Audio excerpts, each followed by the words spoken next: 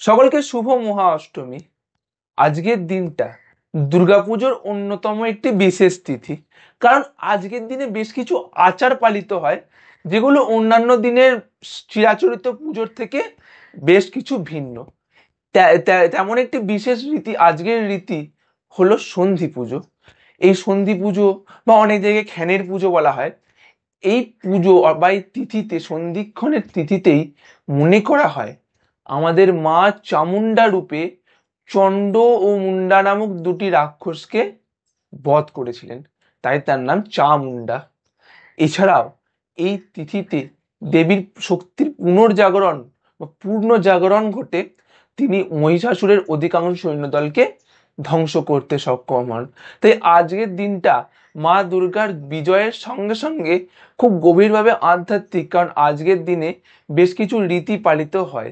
এই চামুন্ডা দেবীকে সম্মান জানানোর জন্য 108টি প্রদীপ জেলে মন্ত্রোচ্চারণ, ঢাকের বাদ্য সহ অনেক জায়গায় বোম ফাটানোর বা বাজি পোড়ানোরও চল আছে।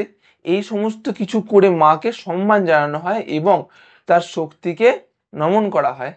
পাশাপাশি আরো একটি বিশেষ রীতি রয়েছে অষ্টমীর, যেটি বর্তমানে সব জায়গায় সমানভাবে প্রচলিত না হলেও আমাদের বাঙালির খুব ঐতিহ্যবাহী একটি রীতি, যেটি হলো কুমারী পূজা। অর্থাৎ জীবন্ত কন্যা শিশুকে দেবী রূপে পূজা করার একটা রীতি। ভাবলেই বুঝে যায় যে নারীত্বকে ঠিক কতটা সম্মান করা হয় আজকের দিনে। তবেই না একটা জীবন্ত শিশু কন্যাকে দেবী রূপে পূজা করা যায়। আমাদের বাঙালি সংস্কৃতি চিরকালই নারীদের একটা অদ্ভুত সম্মান, একটা নিদর্শনের সমান একটা সম্মান দিয়ে এসেছে এবং সেই সম্মানটা চূড়ান্ত পর্যায়ে এই কুমারী পূজা। তাই আজকের দিনটা যতটা বেশি আনন্দের, উদযাপনের, ততটাই বেশি আধ্যাত্মিক গভীরভাবে, ততটাই বেশি আমাদের কাছে প্রণম্য এবং শ্রদ্ধেয় এবং ততটাই উপভোগ্য।